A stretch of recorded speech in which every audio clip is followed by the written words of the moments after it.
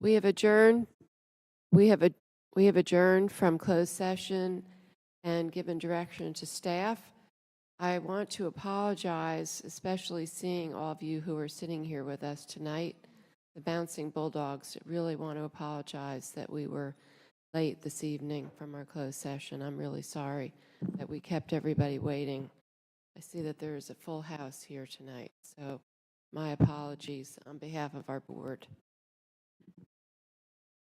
I will now want to welcome everyone to the October 8th, 2018 meeting of the Durham County Board of Commissioners, and I will share the public charge.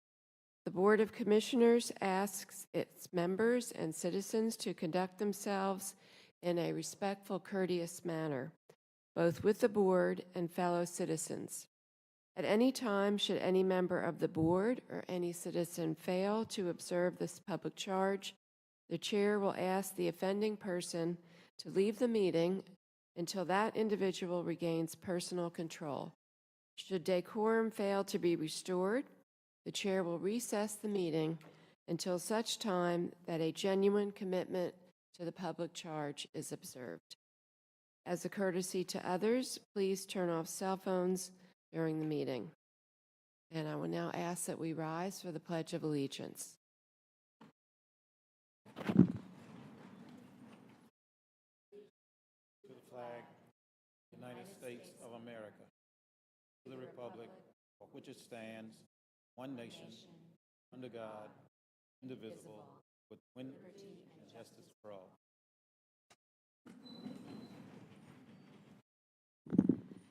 Are there any agenda adjustments this evening? Please. Commissioner Carter. I'd like to suggest that we move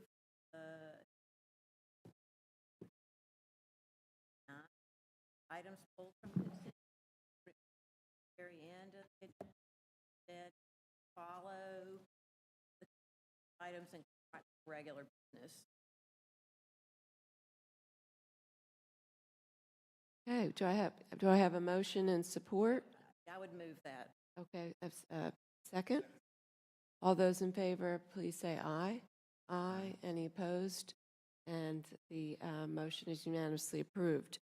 I also have a request from our attorney to delete an item on our agenda this evening, which is to remove, let's see.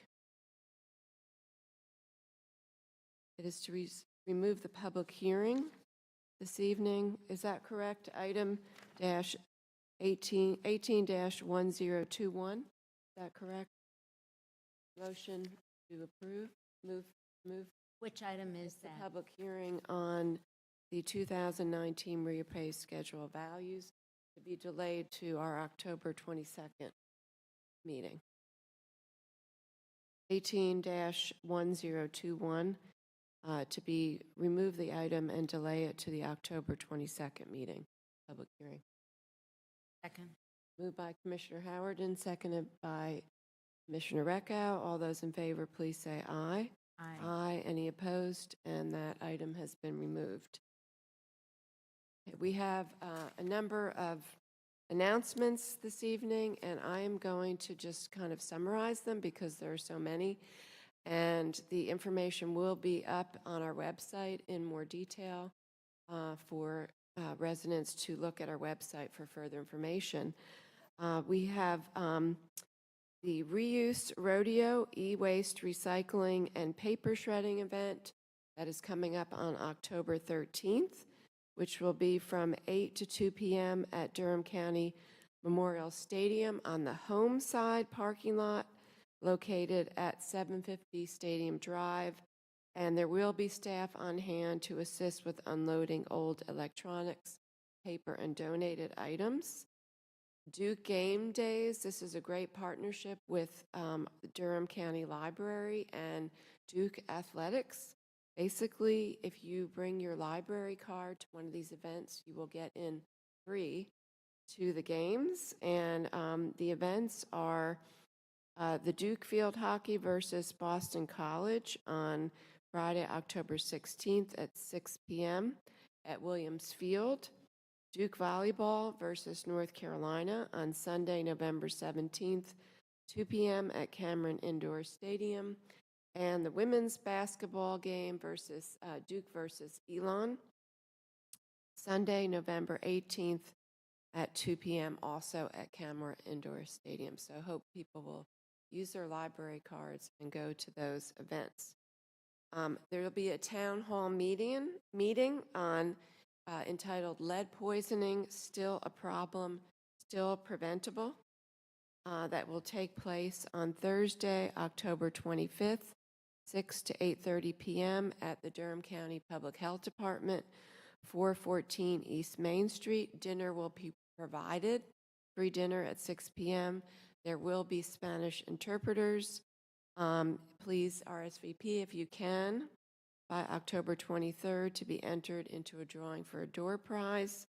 And you can text or leave a message at 984-244-0106 or email peachdurham@gmail.com for more information.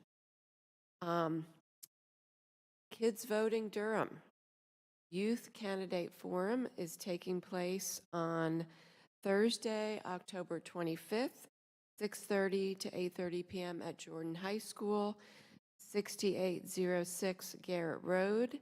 And this is for the 2018 Durham District Court Judge candidates. So please spread the word about this youth forum.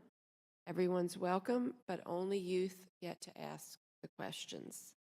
And also dinner and snacks are provided, and no preparation is necessary. One-stop early voting schedule for the November 6th general election. If you need to register, advance registration ends on Friday, October 12th, so this coming Friday, but you can do same-day registration at any early voting site, so please keep that in mind. You do need to bring one of the following documents. Please, you can bring a photo ID, a current utility bill, bank statement, government check, paycheck, or early government, or any other government document. Early voting does begin on Wednesday, October 17th, so coming up very soon. You also can go to the website for Durham County. It's www.dconc.gov/elect to find out. There is an app there to find out the nearest early voting site close to you. County seeks response to requests for proposal for restaurant spaces in the Admin 2 building. So great newly renovated building right across the street. We have 2 spaces for somebody who would like to open a restaurant, and we are looking for people to respond to the RFP that was issued on August 15th, and the deadline for that is, let's see, October 22nd. We have Durham County Government, the Institute, and the North Carolina Small Business and Technology Development Center at NCCU are here to help you with that process. And you can find out more about contacting the County of Durham Purchasing Division. So we're anxious to make sure that people know about this great opportunity. Save the date. The Durham NC chapter of Links Incorporated and the Durham Crisis Response Center is hosting a domestic violence forum, shining a light on domestic violence, on Saturday, October 27th, 10 a.m. to 2 p.m., Holy Cross Catholic Church, 2438 South Austin Avenue, and this is free and open to the public. The Durham Big Sweep is going on right now, September and October.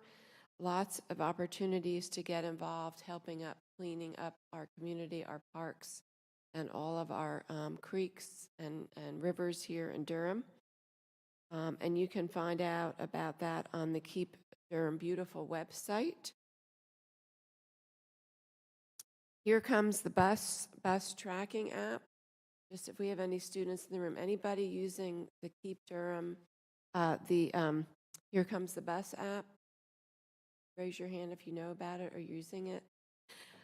So there's an app for parents and students that you can download to find out when your school bus is coming or where it is. And again, go to the herecomesthebus.com website to find out more about that and how to download that.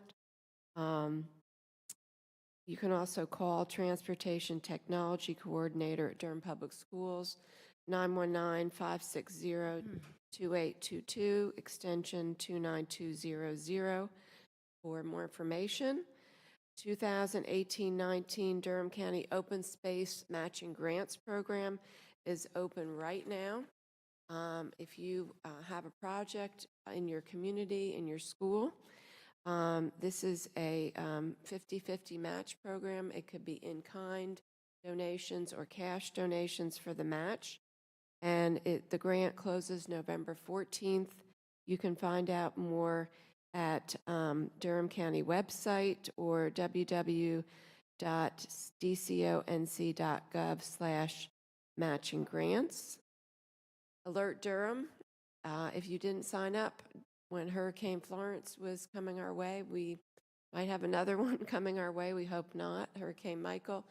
But you can go to alertdurham.com to become part of the Alert Durham system. And finally, if you would like to get involved in Durham County government, we have 43 active advisory boards and commissions, and we'd love to have you get involved. You can find out more online at our Durham County boards and commissions or by calling the clerk's office at 919-560-0025. Any additional announcements? Madam, Well, yes, Commissioner Reckow. Madam Chair, when you mentioned bus, it reminded me with these students in the room, Go Triangle and Go Durham are offering a youth pass, and it allows you to travel on all of the buses, the Go Durham buses in the city of Durham and the Go Triangle buses that take you regionally for free. So we actually have someone in the room who might be able to tell you where do the youth get the passes? To be at our libraries or? I'll go Durham. And Mike, can you tell us the ages again?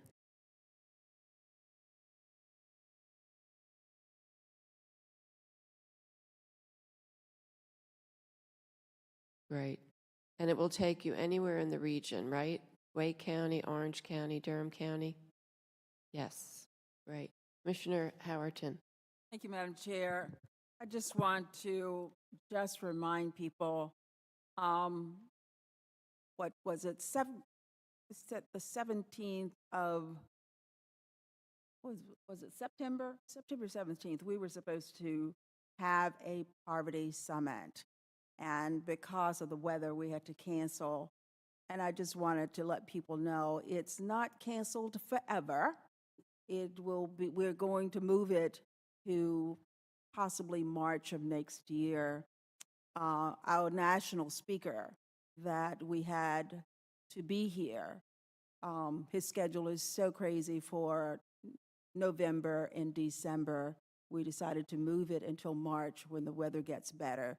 But just stay tuned. We will have that summit possibly in March to make sure that the weather is available so that we can have lots of people come and participate, because this is not your typical summit. We'll have community people talking about what's happening in a community, and not just our community.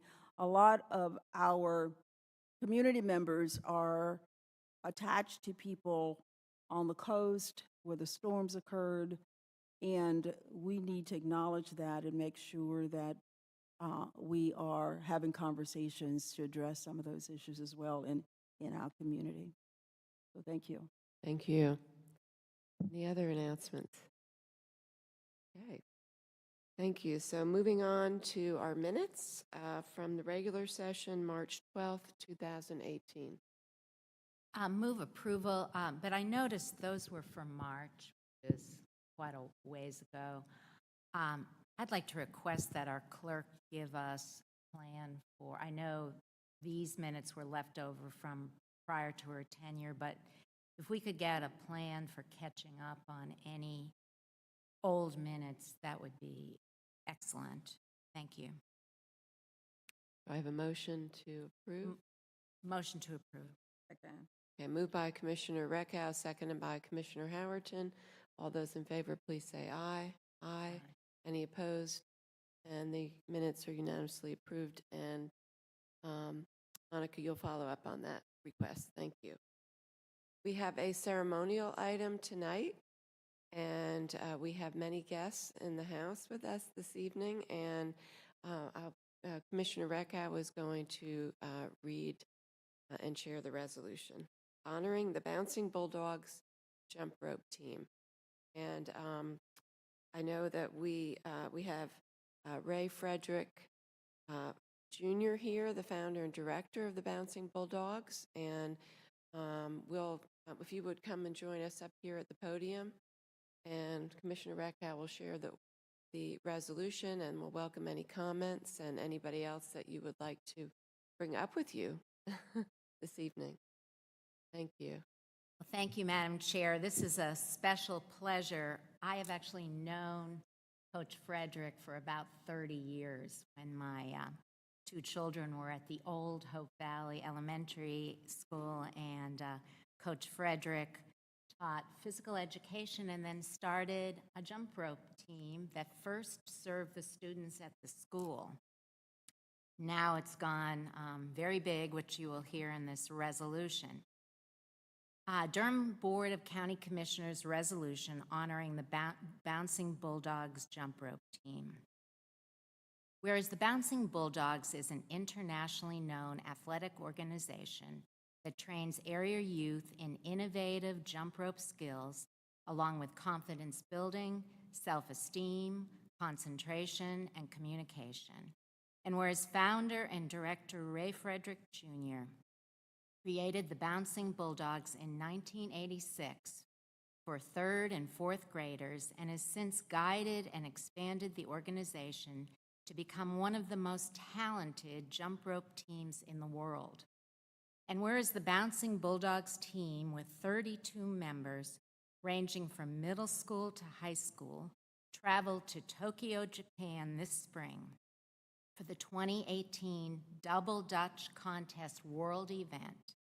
And whereas the team took first place in the 12 and under category to become the best fusion jumpers in the world for that age group.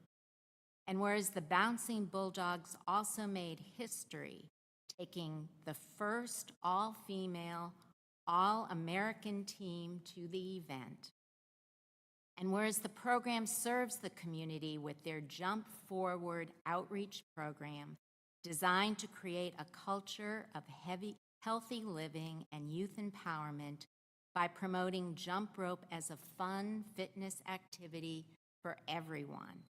And whereas in late 2017, Coach Frederick and the Bouncing Bulldogs opened what is thought to be the first gymnasium built specifically for jump rope and primarily funded by private funding. Now, therefore, be it resolved that we, the members of the Durham County Board of Commissioners, do hereby honor and extend sincere appreciation to Coach Ray Frederick Jr. and the Bouncing Bulldogs for their outstanding and numerous contributions to the sport of jump rope competition. We further call upon the citizens of Durham County to salute Coach Frederick and his past and present students for garnering tremendous accolades and for enhancing the quality of life in Durham County and beyond. This, the 8th day of October 2018, Wendy Jacobs, Chair, James Hill Jr., Vice Chair, Heidi Carter, Commissioner, Brenda Howerton, Commissioner, and Ellen Reckhow, Commissioner. So, you know, it's one thing to be nationally recognized, but to be on the world stage and compete and win first place is really pretty amazing. And I just want to say from my own personal experience, my daughter had the good fortune of being on the jump rope team at Hope Valley for a couple of years. And Coach Frederick is really a transformative coach. I mean, not only do these kids learn great physical skills and expand their horizons with jump roping, but they learn important life skills. And that, I think, is even more important in terms of the character development, the leadership opportunities he gives the young people, learning persistence, and the value of hard work. So, Coach Frederick, thank you so much for all of your contributions to the children of Durham County and I guess Orange County also. Maybe, I don't know if the students come from even further these days. And I do want to recognize Coach Frederick's wife is in the audience also. It's great to see you here. Good to see you. Yeah, and thank you so much. We're really honored to have you here with all of us and to have, I assume these are the international winners here with us tonight. Is that correct? Well, this is 1/4 of the team. Okay. And first of all, we want to say thank you to the county commissioners. You're the best. And we also want to thank all of our parents. If you please raise your hand. These are probably 1/4 of our parents. Oh my goodness. And team members, please raise your hand. Because anytime the program name is mentioned,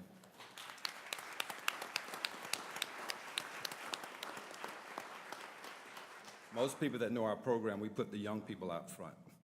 So I'm standing on their shoulders, and that's why I invited them tonight. But one thing I'd like to share quickly, on October the 20th at the Washington Duke, we're having a national youth conference. And we're bringing in Dr. Rick Rixby. He's probably the #1 motivational speaker in the USA right now. And he's going to have 250 kids in front of him, most of them from Durham County. And he's going to inspire them to be leaders and have an impact on our community. And I want to share, and we invite all of you to come to that event. And it's free for the kids. It'll start at 10 a.m. Dr. Rixby will speak at 11 a.m. We also have the famous Clarkston Hine, who played at Duke University, wide receiver. Brad Hecker, who's over all women's sports for the ACC. And we will have a renowned doctor who will talk to young people about becoming scientists. So it's an amazing event, and we invite all of you. But thank you on behalf of our program, and we thank you for everything that you do for this county. Thank you. Thank you. Yeah. Thank you. 'Cause you're Thank working- you. You're working with our young ones. You're working with our future. So thank you. Madam Chair, Yes, Commissioner Carter. I'm just dying to know what fusion jumping is. And also, we've got a great space here. Did you bring any ropes? Let me share this. I'll talk to you about Fusion briefly. Fusion started at the Apollo Theater in New York City about 15 years ago. We're one of the few teams in the USA they invite to the Apollo to compete. It consists of jumping, dancing, and tumbling at the same time. Wow, It's very few teams in the world that can do it. I bet. And we're so blessed to have represented Durham County, and I'm glad you're recognizing these young people, because no team from the U.S. has ever went into an Asian country and won Fusion. It's never happened. Amazing. Thank you so much. Wow, wow. So that means we're not getting a demonstration tonight. Oh, because we know you have important business. So.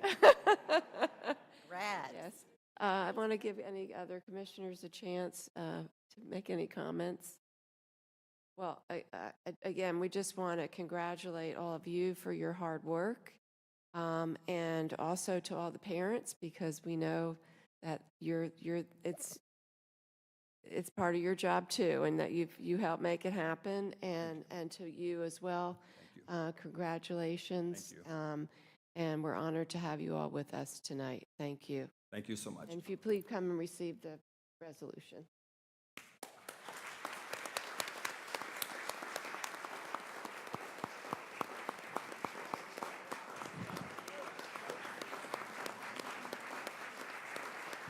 Congratulations. Congratulations. Really awesome.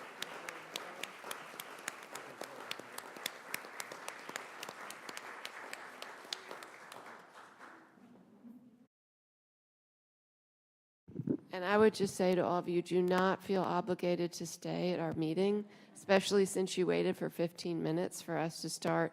So please feel free to leave. And you probably have homework to do too, so. Thank you again for being here. We have our consent agenda items. Sure, Commissioner Hill?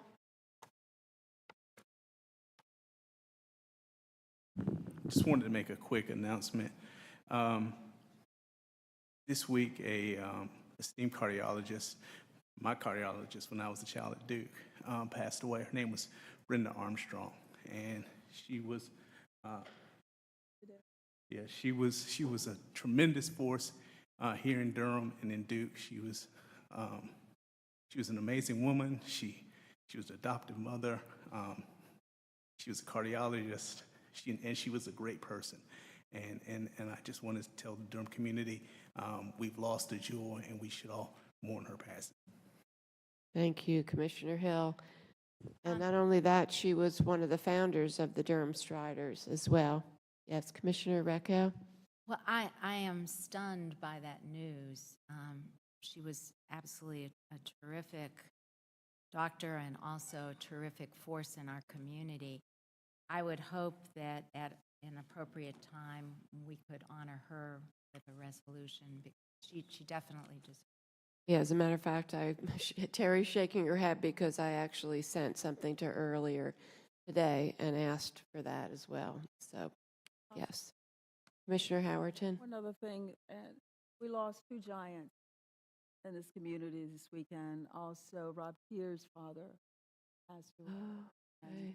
I did We not had know a that. service, they had a service for him as well at Duke Memorial. So two of the giants in our community that have done extraordinary contributions, we lost. I was not aware of that. Thank you. And also, Coach Armstrong, Dr. Armstrong, well, the coach, they called her Coach Doc, right? Was also I think the second or the first African-American board-certified pediatric cardiologist in the state of North Carolina. Yeah. So we have our consent agenda before us, and are there any items that commissioners would like to remove and also to make any quick comments on? Commissioner Carter.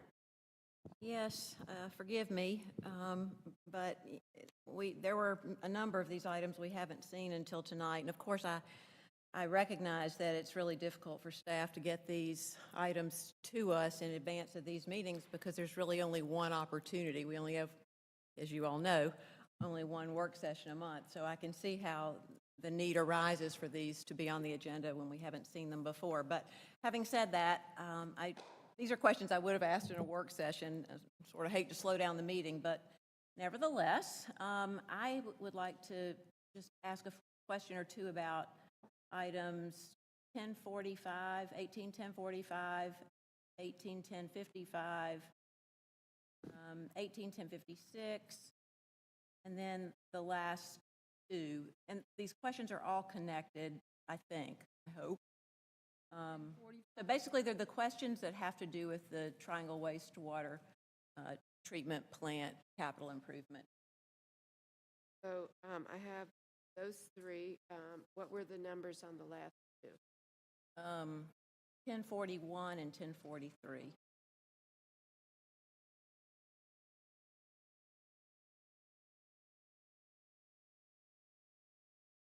Are we moving these to the end of? We changed the agenda around so that they could come right before regular business. That was the action we took at the beginning of when we had adjustments to the agenda. So, any other? I Whole actually, item 1045, 1055, 1056, 1041, and 1043. Commissioner Recco? I asked a question and I didn't see the answer by midday. I'm not sure I ever got an answer. I asked Keith Lane about the new item that the schools had brought forward and wanted a little more clarity on it. Okay. Did we get that clarity? Well, I'd like to hear your question and answer, Why don't we actually. just pull that then? Okay, what number is it? 59. It was 1059? The lottery funds, is that correct? There's two school items, and I'm just trying to see which one it was.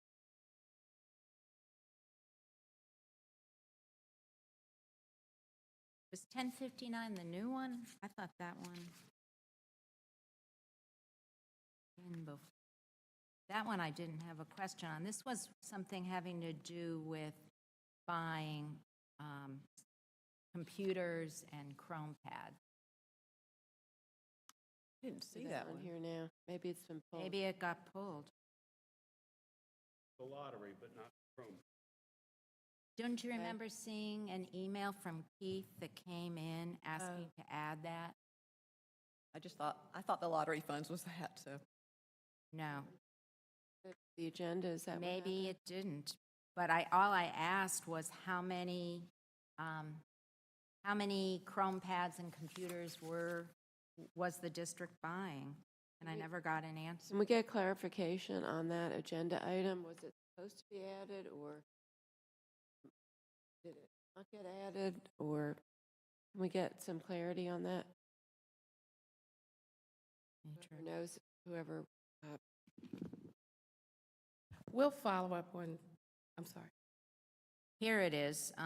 So Keith forwarded to Aaron and Stephen at Durham Public Schools. It was an item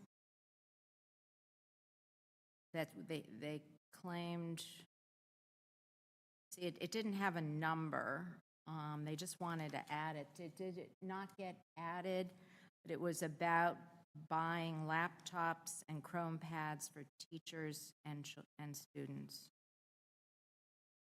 It didn't ever get an item. I guess it didn't get an item number if it didn't, but they were going to add. Didn't everyone else get You're this right. I remember that now. I didn't. And so all I did was ask a question. I said, Okay. Keith, I do think not Claudia's see gonna- the lease amount and quantity of materials being approved in the amendment. There was no amount of money to be spent, and there was no amount of I think Claudia's gonna items. try to respond. We'll follow up on that one. I believe it was to be added for the next board meeting No, he was asking for permission to add it.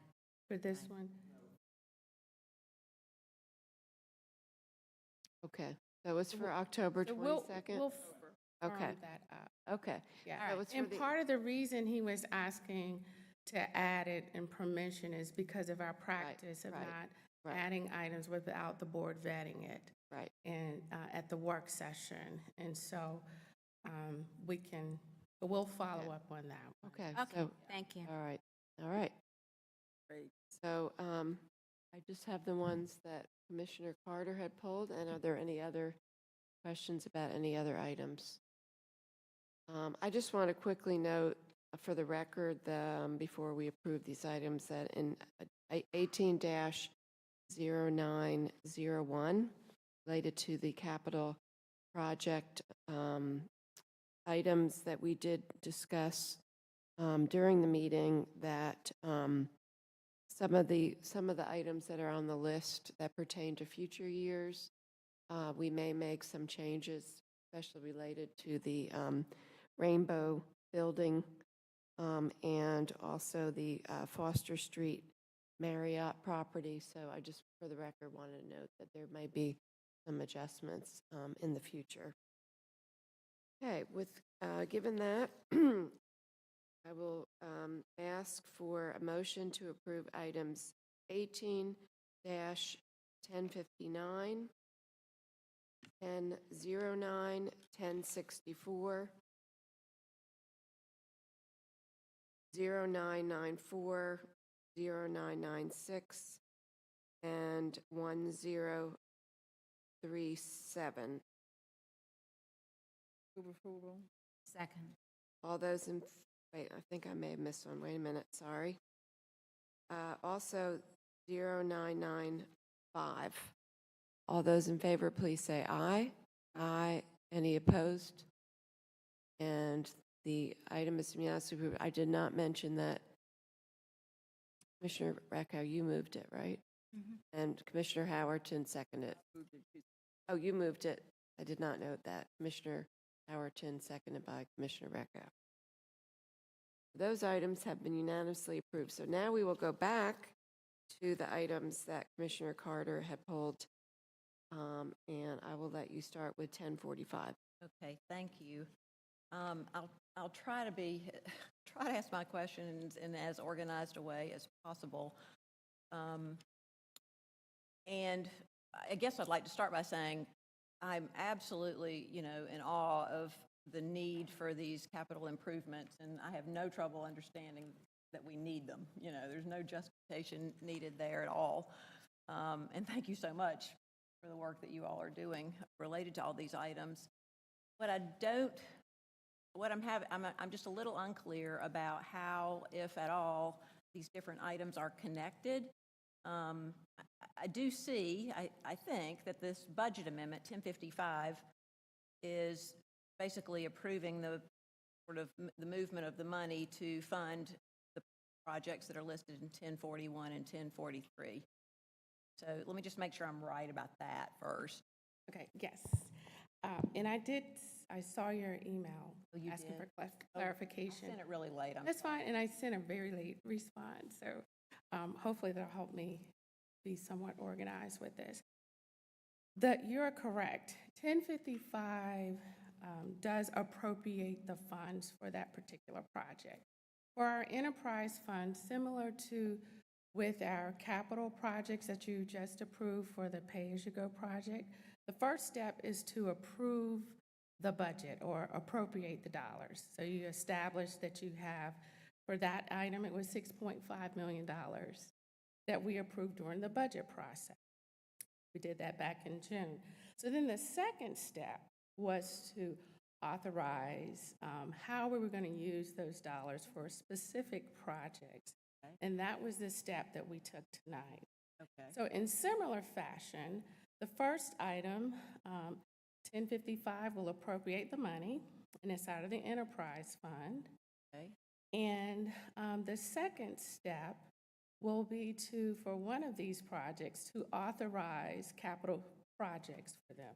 So there's the one for 1041,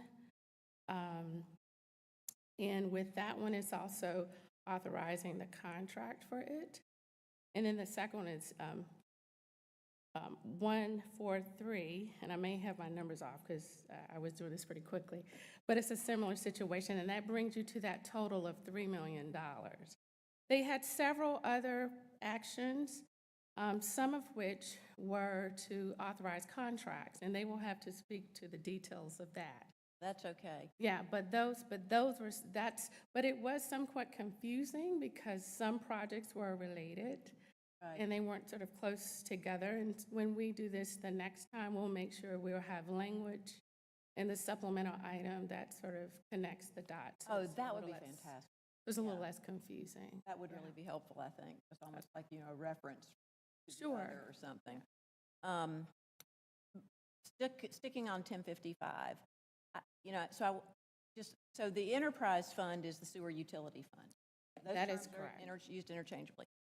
What I couldn't understand, and I went and looked in the budget book on page 304, and I found this sewer utility fund and the amount of dollars and all that, but I couldn't find the collection system rehabilitation fund that the money's going into. And, Right. you know, it's just literally just trying to follow the dollars. That's a great question, and so I hadn't looked at it in a while and did exactly what you did. I went to the trial balance, I pulled out all the stops. So the sewer utility fund has sub-funds within it, just like the general fund. It has several sub-funds within it. Because the sub-fund for the collections fund is so small, we don't break it out. Okay. The primary fund is the, let's see, it's the sewer utility, and the sub-fund is a collection fund. And so majority of the, for instance, fund balance reserves that we have is in the sewer utility fund. So we're appropriating the dollars from the sewer utility fund, and then we're transferring it to that sub-fund, which is that collection systems fund. And so we have had those funds separately for decades, but the primary fund is that sewer utility fund. Just like on the general fund, we have about 5 or 6 sub-funds, and oftentimes you may hear that, for instance, with our benefits fund, we transfer funds as needed from the primary general, the major general fund, into that benefits fund if we have some issues with needing dollars to support that. So it's similar. It's a way to track the expenses more carefully. But it is, again, it was, I can understand how you were. Well, I'm still not completely clear. So is it, now I'm a little confused because you mentioned fund balance, the sewer utility fund balance. Right. So the money's coming out of the sewer utility fund's fund balance, or it's coming out of money that we appropriated, or we approved to be in the sewer utility? Okay. So if you look at the, So it's from a fund balance, it's not from it's the fund the actual balance with, fund. Well, you know, if you look in our budget book, it doesn't say anything about fund balance, right? It just says for utility, page 4, I think. right. So when That means fund balance? Usually there's a fund, and then the fund will have a fund balance. right, that's correct. So so when we appropriate fund balance reserves, it is a line item that says other financing sources. That's when you will see, that is the line item where we would have appropriated the fund reserves. And so if you look in your budget document, and I actually have mine with me because I did the crosswalk. If you look in the budget document at the beginning of the year, you will see we appropriated no money from the fund reserves from the enterprise fund for the beginning of the fiscal year. And then we had a budget amendment for encumbrances. So, you know, purchase orders that weren't complete last fiscal year that carried over into the new fiscal year. So then we had a budget amendment of about $900,000 to appropriate fund balance reserves to support that expense. So now we're appropriating another $3 million because we have a capital project that is about to move forward, and that'll move that number up to $3.9 million. And David, am I? We don't need to be concerned that our fund balance for the sewer utility fund is getting too low or anything like that? No, we don't. And I circled back to Susan about that. When we have our review by the rating agencies, they look at our utility reserves separately from our general fund reserves, and we're at a healthy reserve. However, as you know, with equipment of that size for a wastewater treatment plant, we have to be very judicious in how we plan. And so we do that balancing act between what do we finance versus what do we pay for cash based on the overall picture and how we're managing our debt. And this is related to another regular business item that we have on our agenda tonight. Well, yeah, I did actually. I figured I'd wait and ask the question about how they're connected when we get there, but about what the difference was anyway. So now to item 10. Thank you for You're that welcome. sort of overview. Answers to my overview questions. For item 1045, is is this particular improvement related to the other Syrup Creek Pump Station improvements? It's totally separate.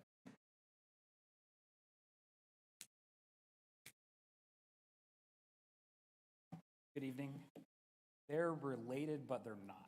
So, yeah, I know. So that's No why wonder I was confused. that's probably why you're confused. So the capital improvement project at Syrup Iron is necessary due to growth in the area. So we're putting in bigger pumps that are required because we have more waste. However, while we're in the process of designing this, 2 of the pumps, existing pumps at the station, failed. And we were able to repair one. That was great. But the other one could not be repaired. So we had to choose moving forward, do we go ahead, buy a new pump, figure out what caused the issue, how much that would cost, do that now, or do we wait, put a temporary pump in place, wait until this whole big project that was going to replace the pumps that were in there anyway with new pumps until that's complete. So it seemed more cost beneficial on our end to put a temporary one in because the other project's already been designed and bid out. So they're related in that we'll have the bypass pumping until the other project is complete. That's great. That's helpful. And can I piggyback on this one, Commissioner Carter? Is it seems like you're trying to also, again, I think it's important to think about resiliency when we think about the kinds of floodings that we're having to, when we make changes. I noticed that you referenced times when there could be overflows or those types of conditions, so. Yeah, Yes. so that's why we have 2 of the larger pumps. So even if we took the bypass one out right now, the pump station can handle do it. But if there was another failure, we would be in. Mhm. Thankfully, Xylem in this case, when we called them, within 6 hours, they were there with a pump. Wow. And we didn't spill anything because they were really quick about getting help. Amazing. All right, thank you for that. And then maybe you can answer this question too. It's about 1056. So this is, again, just how this is being funded. So this project's being funded from the sewer utility fund, from the enterprise fund. And because of that, we've already budgeted for this expense. Yes.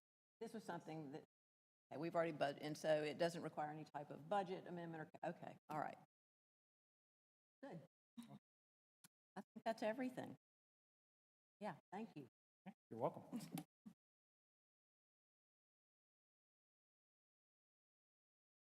And Commissioner Carr, I just want to make sure, you had, so 1041 and 1043, you're okay with those? Well, they were connected, they were part of that first question where I was Okay. asking Claudia, how 1055 was connected to those 2, if Okay. indeed they were, and Okay.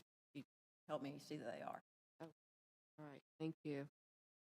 Okay, so I But we would, need to approve all these. right, so I would entertain a motion to approve item 18-1045, 18-1055, 18-1056, 18-1041, and 18-1043. So moved. Second. Moved by Commissioner Carter, seconded by Commissioner Reckow. All those in favor, please say aye. Aye. Any opposed? And the remaining consent items are unanimously approved. We have special introduction tonight, and I had the pleasure of meeting our new EMS medical director today. Many of us were together earlier today. We had a wonderful celebration of the opening of Station 17 on Leesville Road, which is a joint partnership with the city. So a joint EMS city fire station and a great celebration at Carolina Arbors. So got to meet Dr. Joyner there, but Kevin Underhill, our interim director, I'll let you tell us all more about Dr. Joyner. So this year we had an opportunity to work with Duke and develop an actual job description that would work for both EMS and the hospital. And so Dr. Joyner, while we've been working on this, Dr. Joyner has been able to step in to a role that is vitally important to our organization, not only from the clinical side, but from the employee engagement side as well. It's really important to make sure that we find the right medical director that will not only challenge our staff, but we'll also challenge our staff in a way that will make our staff want to be better members of the organization.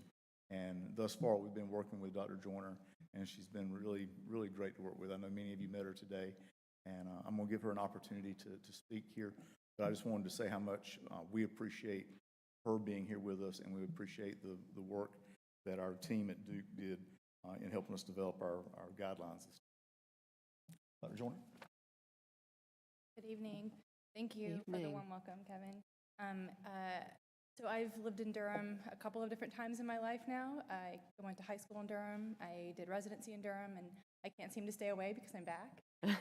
It's been a pleasure to work with Durham County. When I was a resident here, I always pictured myself coming back to work for Durham County EMS, and I'm really excited to be here in this role and to serve Durham County EMS as well as the community of citizens of Durham. Well, thank you and welcome. And we're glad to have you here, and just wanted to give other commissioners a chance to share any comments. And I'll just say the conversation that I had with Dr. Joyner today was great. We were talking about the community, our EMS, Community Paramedicine Program, and she has some ideas about things that she would like to do. So it was with that program, expanding it, so that was exciting to hear. So. In that regard, I heard some exciting news at the event this afternoon that one of our captains who works with paramedicine has had, I think she has a commitment from RTI International to help with reviewing the data and help us develop better plans around the use of paramedics. So very exciting news. Yeah, fantastic. So thank you for coming tonight, and welcome to Durham County EMS and Durham County government. Thank you for being here.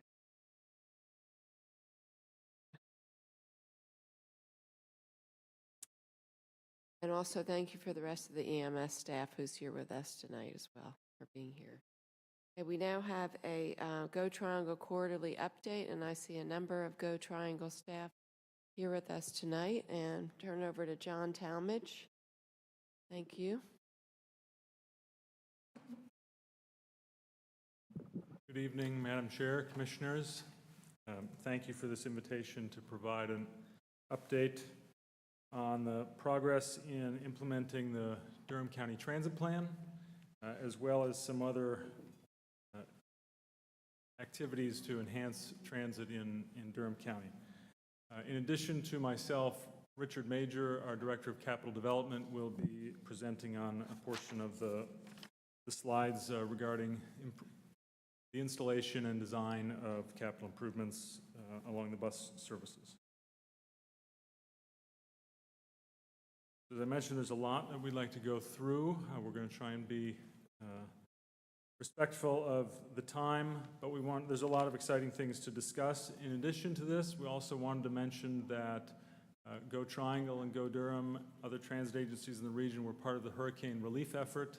A couple of weeks ago after Hurricane Florence, we collected 60,000 pounds of supplies and delivered them to Wilmington, Carteret, and Robeson counties,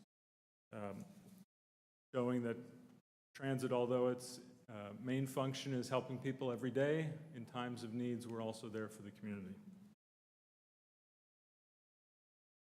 The Go Forward campaign is we're using now to bring together information about investments that are being made in Durham, Orange, and Wake counties to help the public have a better sense and a single point of information about all of these different investments that are being made with the dedicated transit taxes that each of the three counties are collecting. And so you'll note that the Go Forward is the message on the bottom of each of these slides. GoForwardNC.org is the single website where we're driving people to get more information about these investments. It's not where people go to get today's bus schedule or to plan their trip, but when they're thinking about these planning activities, the major projects, GoForwardNC.org is the place to go. John, not to interrupt you, sorry, but did it replace My Transit Future? OurTransitFuture.org, that's in the process of happening, and next couple of days, it's going to replace it completely, yeah. Okay. As well as on the Wake side, there was a waketransit.org, bringing them all into a single, I see. Yeah, makes single website, a single brand here. And John, can you go back to the previous slide and just the icons on the bottom? Could you just tell us what they each represent? Yeah, and it is also reflected on the map on the next slide, that the investments that are being made in each of the 3 counties is a coordinated effort to improve bus services, bus facilities. In Wake County and in Chapel Hill, investing in bus rapid transit, where there are stations that the buses are serving. Light rail and commuter rail is the icon on the right. Light rail would connect Durham and Chapel Hill, commuter rail connecting Durham and Raleigh and Garner and other towns in Wake County. And this map begins to pull all those together so we can see that any of these plans are not about single projects, but about improving the transit network across the 3 counties. These are just representative of some of the bus routes. There's lots of local bus improvements in each of the communities. These are some of the regional connections, and then the major investments in the light rail, commuter rail, bus rapid transit corridors. I'll turn it over to Rick so that he can go through some of those bus stop improvements and small capital projects around the bus services. Thank you, John. Good evening, Commissioners and Madam Chair. It's a pleasure to be here this evening, and I want to start with, I'm disappointed that the Bouncing Bulldogs left because they stole my thunder for my first slide. I just wanted to emphasize that success starts with partnerships. And we would be remiss if we didn't mention our partners in the city of Durham and also in Orange County. We work with a number of talented and dedicated people who are dedicated to the proposition that we need to do something important on behalf of our riders and commuters in this area, in this region. So that picture shows me with Terry Bellamy and Pat Young.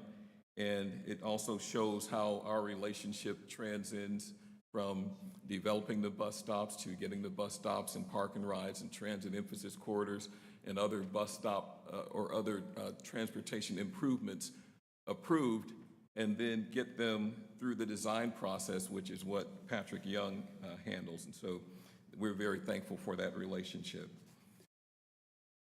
Better bus stops, you've heard that term many times, and it has become, to some people, more or less a pariah because it represents a failure on our part to do something and complete something that we've been promising. And so what we're here to do tonight is to tell you that we're working to refine the Better Bus Stops program and to implement the selection process that we use and methodology that we use to select bus stops and implement them. So whether it be ridership or mobility or opportunity or accessibility, Title VI or environmental justice, those are things that we're looking at and we're going to use to help us develop a refined Better Bus Stops program that everyone can be proud of.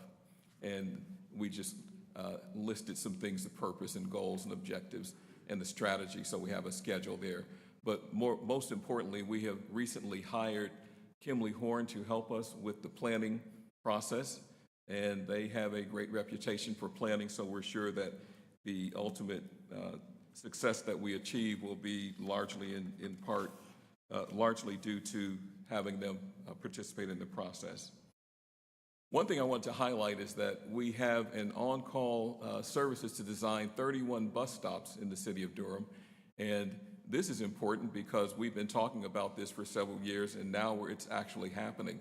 We should finish the design process for these 31 bus stops by the end of this year and go into construction in early 2019. So we're very excited about that. And you can see the list of bus stops, and you can also see the layout and configuration that we selected. So you can see we basically are in every sector of the city, so we didn't have a disproportionate representation of bus stop improvements in one location, and we're happy about that. Could I just ask a clarifying Yes, Ellen.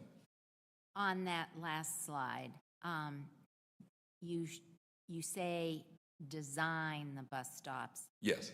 but then you show a picture of a possible shelter. Are you going to be designing different appearances at these various bus stops, or have a standardized approach and the design is more regarding the placement and on the street in terms of location, et cetera? Yes, See what I'm good asking? question. Yes, no, I understand it. Yes, what we're looking to do through the Better Bus Stops program, which will also deliverable from that project, will be bus stop guidelines, which give us the template that you're speaking of, so that we can standardize each bus stop so that they all look pretty much the same, except for maybe the grading contour and things like that. But generally speaking, the shelter and the other amenities will look the same and be standardized. Thank you. Yes. And of course, that's the 5 Points bus stop that you're looking at. So that has the art glass in it, and we have 9 locations where we will insert bus stop art glass too. So those locations have already been selected. So this was the schedule that we used and we used an innovative process, and I'm very happy to explain this to you, because what we did is we initially contacted the Federal Transit Administration because we wanted to find a way to reduce costs. So working with our partners, Terry Bellamy and Patrick Young, we used the Development Services Center that Patrick Young came up with, a modified version of it was more of a linear process previously, and now you have one-stop shopping with the Development Services Center. So now you can go there and you can deliver your plans and drawings and have them approved with everyone who needs to see them in the same proximity. And so we see that as a win, so to speak. We also, like I mentioned, contacted FTA, and they told us that it wouldn't contravene the Brooks Act if we hired more than one firm to do this qualifications-based design. So when we did that, we were able to, instead of having one firm give us a schedule and say, okay, bus stop 1 will be designed this year, bus stop 31 in 2020, we're able to have 4 firms working concurrently. And what that does is that expedited the process so that we will complete design of all these bus stops by the end of 2018, which cuts, I think, in conservative estimate would be that we cut the process by almost a year. So we're really happy about that. And the corollary effect is that it also reduces the costs. And I have another slide and I'll just mention it now just to save time, but we were able to save $212,000 off of the initial cost estimate. And that cost estimate was based on current costs for other designs that were done, had previously been done in the city and in the county. So we're really excited about that because now we can reinvest that money into other transportation improvements. Can you tell me what does that mean? Versus cost proposal? Back there. Size. Yes. Do you really? What we wanted to do is we wanted to get firms involved that either DBE firms that or SDBE firms that had substantial design experience, get them involved in the process. And since this is qualifications based, you still have to have the qualifications, whether you're a DBE firm or just a mainline firm. But we want to make sure that we got DBEs participating. And these firms, we were able to achieve almost 7% DBE participation. Many of the firms, as you know, are going to self-perform their work, but we asked them to more or less break out some of their work and give that work to DBE firms, and we were able to achieve that. So those are proposals that have already been presented? Yes, ma'am, they are. And so just to explain it, when we put the RFP out and we received the statements of qualifications back, we reviewed those, we ranked them, and then we came up with the top ranked firms, and there were 4 firms. Unfortunately, one firm which would have substantially increased our DBE participation their statement of qualifications and their proposal were not responsive, and therefore were not responsible and could not be included in the consideration for the top-ranked firms. But that does not say that they can't participate in this next round, because we have 31 bus stops that we're looking at now. We have another 50 that we'll be looking at hopefully by this coming spring, and we will do everything that we can to get more DBE and SDBE participation. So just one other question. Yes. About notices. Out information, notify if the work available. Oh, there are a number of ways that you can do it. We advertise it on our website. We advertise it on national websites that traditionally are perused, so to speak, by engineering firms and companies. And then we have a long list of firms that we've done business with, especially in this area, that we immediately give them notices with respect to work that is going to be coming up and solicitations that will be coming out. So we make sure that we contact as many firms as possible, and they're aware of the work that's coming up. Question. Would you Go rather ahead, we wait? Commissioner Carter. Would you rather we wait till the? Well, why don't we let him finish, Yeah. and then we'll get our questions at the end. Okay, thank you. Thank you, Okay. Richard. All right. So I brought an example of the bus stop signs. I'm very pleased to announce that we will also have all 1,045 the old data bus stop signs will be replaced within the next 90 days. And I brought an example of one with me. Thank you. And as you can see, this has the new Go Durham logo, or the existing Go Durham logo as opposed to the data symbol. And it also, Madam Chair, it also includes the new no smoking, no vaping symbol that we received from the Durham County Public Health Department. That's And right. so we really appreciate your participation. Gail Harris, our Public Health Director, is Yeah, right here. but Mrs. Allen, Willa Allen, is she here also? Okay, all right. Because she was very instrumental in helping us to incorporate that symbol into our drawings. So we hope that we'll have those completed. The completion date is January 4th of 2019, so we hope that we'll have that completed by. Great, thank We you. expect to have that completed. Real quick, tactical transit is something that we're excited about because we were challenged by the city to come up with some innovative ways to address what we call low-hanging fruit issues with where people are looking for benches and shelters, and they're looking for ways to have seating in low ridership locations. And so we see this as an example of a way that we can introduce innovation. And so you can see on the left, the semi-seat is the two-person bench that's also incorporated into what could be used as a header sign or pole. So that's an innovative way of addressing a felt need. And we've gotten some really good response from people who are using the semi-seat. So we installed 25 around town. They're being used in Indianapolis and Charlotte and Atlanta and other cities.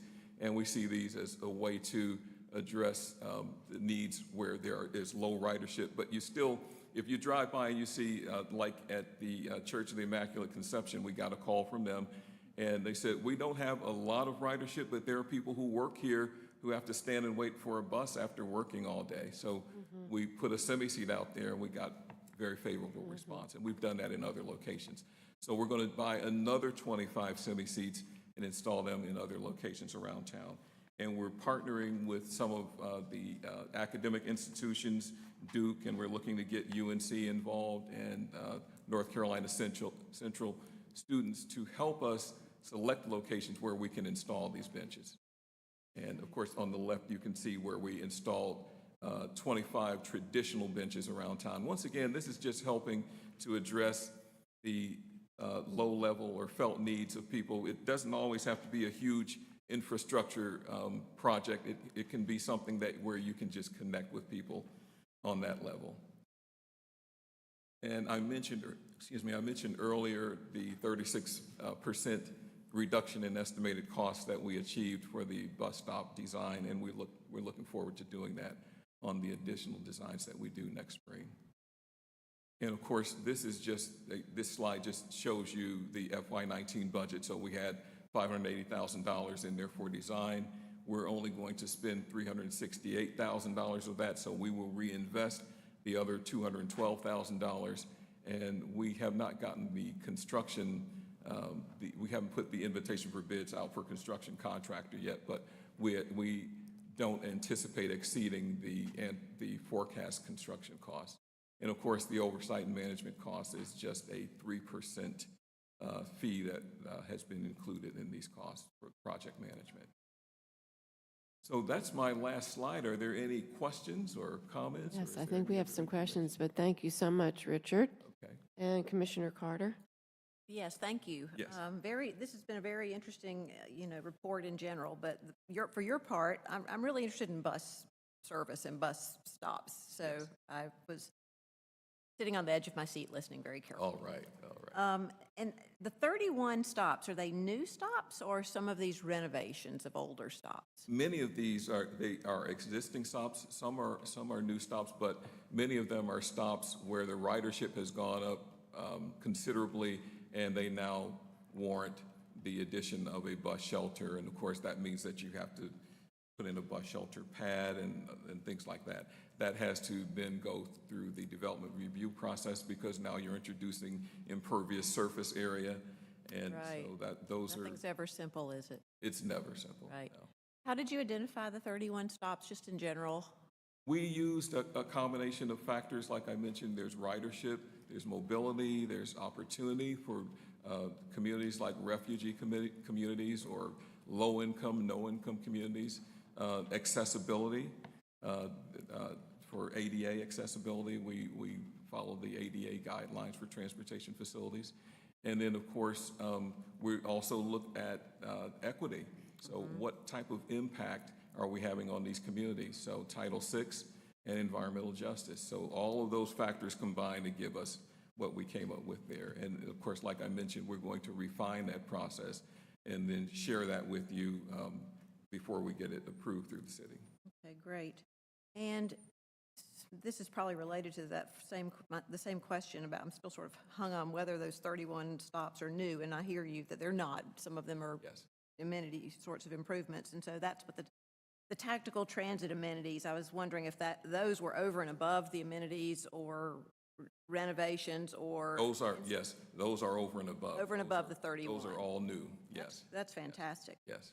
And then, we always, as commissioners, talk about MWBE goals, and it seems like transit, you all talk about DBE goals, Yes, disadvantaged businesses versus minority women business enterprises. Yes. What's the intersection there? I mean, I'm assuming that there must be, some overlap that I clearly... think it's, yeah, I would, not to cut you off. No, that's fine. Go I ahead. think that it would be more nomenclature than anything, because what we're looking at from a DBE perspective, we work primarily, we have state oversight, NCDOT and other entities, and so we're using their DBE, their qualified DBE firms, and looking at those firms. But then when you're working through the city of Durham, you're using, in heretofore was historically underutilized businesses, hub firms, and things like that, or groups like that. So it's really just a matter of nomenclature, but we're really working toward the same goal to get, whether it's MBE, WBE, DBE, hub, we're trying to exercise reasonable diligence to get minority participation. So are there different lists, or they're the same, you I register as one and then you're on all the lists, or you Yeah, qualify? I believe this, that now the city has its own SDBE list, and then the state has a DBE list. And so you get, and I think you have to get certified through the city's list, and the state has its list that you get certified, so it's separate certification. For instance, DBE contractor can be male, could be female. It doesn't have to necessarily be a person of color. And certainly I think that the maximum amount of, I think that the value of your company could be, or the amount of work that can't exceed $750,000. At least that was the last number that I recall. So, and of course there would be different standards for SDBE and WBE.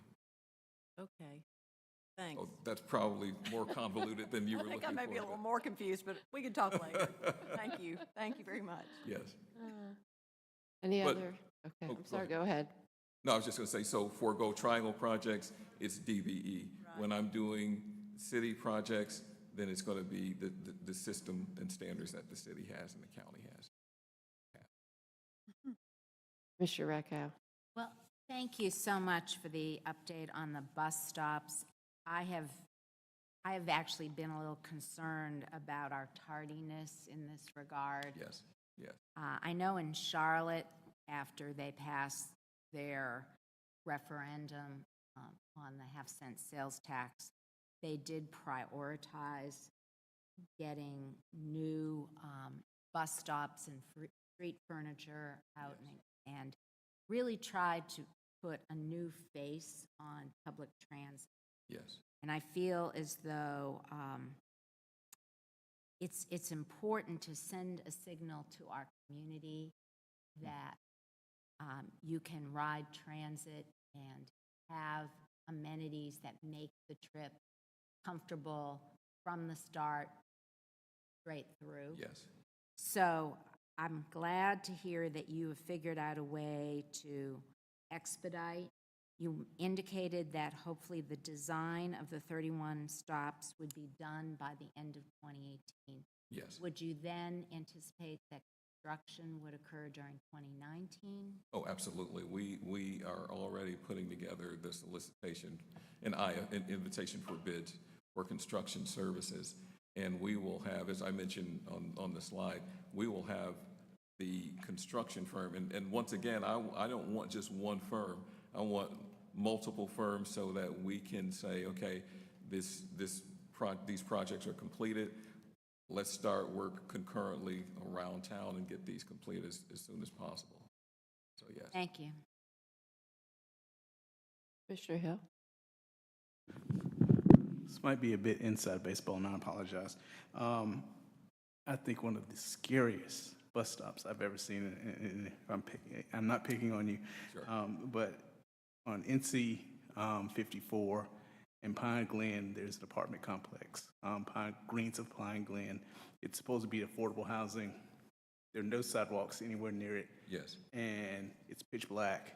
And I've been behind buses at night, and it is probably I've seen parents with their kids going across NC 54, and like I said, there are no lights, and it's terrifying. So just wanted to put that out there. Now, are you saying no street lights or? There are no street lights. Yes. There's no shelter. There's no benches or anything. It is probably the scariest stop I've seen in Durham, just and out there. Well, and just to tie into what you're saying, Mr. Hill, one of the reasons that I've gotten involved is because I've seen some scarier stops, and we've heard, and I'll just give you an example. I had a call from a gentleman who lives near Falcon Bridge Road, Farrington Road, and he said, I'm walking through the grass to get to the bus stop, and the bus stop is 15 feet from the sidewalk. And so I went out there on Sunday, just yesterday, and it was interesting when I got out there, the grass is just like he said. He sent me a picture, it's that deep, and he also sent and several emails to Mayor Scholl, and he says, I've been complaining about this bus stop. What are you going to do? So my point, to Ellen's point, is do you do something then, or do you wait until something happens? And so I grabbed my weed whacker, and I took my weed whacker out there, some gasoline and my blower, and the property owner may be upset with me because I gave their lawn a buzz cut, but our passengers now have a path to the bus stop, and they don't have to walk through wet grass. But the point is this: what we're doing is we're trying to do it when we, like what I'm hearing from you, is we need to address that need, and we're going around town looking at locations that need to be up. It doesn't make sense to make this holistic change around town, and then there are bus stops that are still woefully inadequate and don't meet the needs of our customers. So what we're doing is we're also looking at what do we need to improve. One of the things that we have done in addition to buying shelters is we've purchased solar lights so that we can install those or retrofit those onto many of our existing shelters. And those are going over really well. And we're also looking at some other pole-type lights that they're using over in Raleigh. So we'll look at those on a demonstration basis. But we're already purchasing, I think we purchased 10 solar lamp kits already. And so it sounds like you have a prime candidate for installation of one of those solar lamp kits. Thank you. Yes. Well, I just want to thank you, Richard, and thanks to Commissioner Hill for bringing that up, because otherwise Yes. we wouldn't know that you would, what you did on a Sunday. So you definitely went above and beyond as a Go Triangle staff member doing that. So thank you. And I assume that they're working with Neighborhood Improvement Services, the city, to come up with a more long-term solution. Absolutely. Yes. Yes. But I just want to say that I also want to commend you and the city, all the partners that have been working together on this effort. Because I remember I had a conversation with you probably about a year ago about this issue, and that you were, really looking at what strategies to make, this process of bus stops, because you wouldn't think that they cost what, they were costing like $30,000 a bus stop. Yes. $30,000 a bus stop, and you don't think how much time and money is going into it because of the regulations and the process. So the fact that you all have come up with a way to make it cheaper and to go faster Yes. Is fantastic, because at the end of the day, that's what we're talking about, is people not having to be out in the weather, to have a more comfortable experience, and we want to really improve the quality of life for people who are using transit. We want to attract more people to transit as well. So thank you. And thank you for Commissioner Howard and for bringing up the questions you did. And I just want to share to also reach out to our staff. I don't know if you're working with our Keisha Davis is our MWBE liaison. Yes.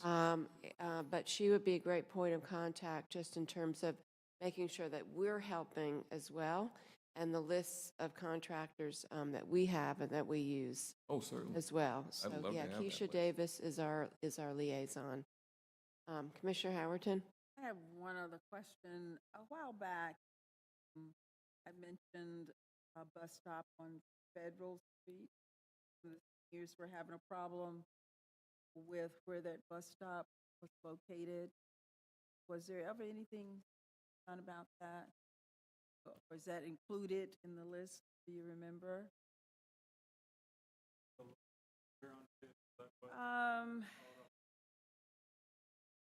It was near Hayti.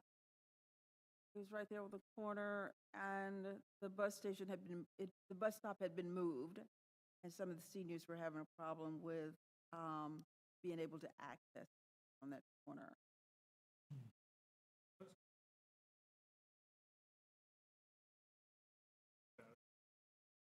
Yeah, it's been a while ago.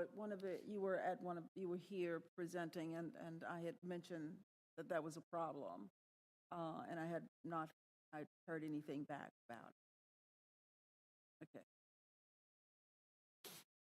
Thank you again. And John, did you have, I think you have more on your presentation. But it's great to hear about the buses and the bus stops. Thank you. Yes, there is more.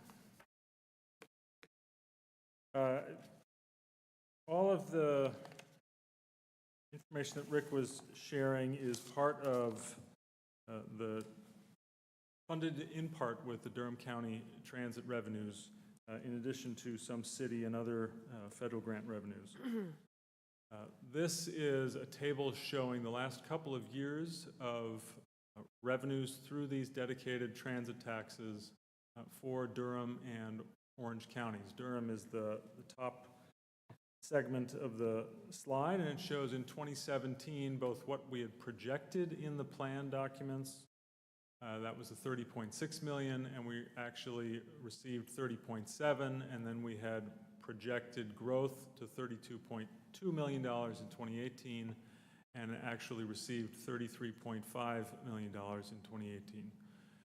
So the message here is that we're beating projections, we're beating expectations in the revenues, and that's important for the long-term health of the financial plan that is funding all of these projects. In addition to the bus capital projects, we're also working on refinements to the bus services. Right now, we're going through short-range transit plans, both for Go Durham and Go Triangle services. There's a number of specific recommendations. I would point you or the public to the goforwardnc.org, the Durham County pages under Get Involved, where they can find a survey, an explanation of these draft recommendations, and they can provide comments on them. One thing I'll draw your attention to is the bottom row, the North Durham Rougemont Van Pool service. In the original recommendations of the Durham County Transit Plan, that was shown as a commuter bus service that would run 3 trips in the morning and 3 trips in the afternoon. And as we've looked at this more closely and with the help of consultants, they've pointed us in the direction that van pool subsidies for the rural parts of Durham County. So this is a group of commuters who travel to a similar place. We have van pools across the 3-county area today. This would propose to buy down the price of that to the residents in the rural area or the northern parts of Durham County, to make that even less expensive probably than a bus service, a bus fare would be. And for the project, it's more economical for use of the transit tax. So that is a recommendation that is in, and we're taking comments on that right now. This is a process that's been underway for a little over a year. These are the final draft recommendations. We're taking the public comments, and toward the end of this year, we anticipate bringing the final recommendations to the Go Triangle Board of Trustees. The City of Durham is going through a similar process. The City Council will take action on their recommendations.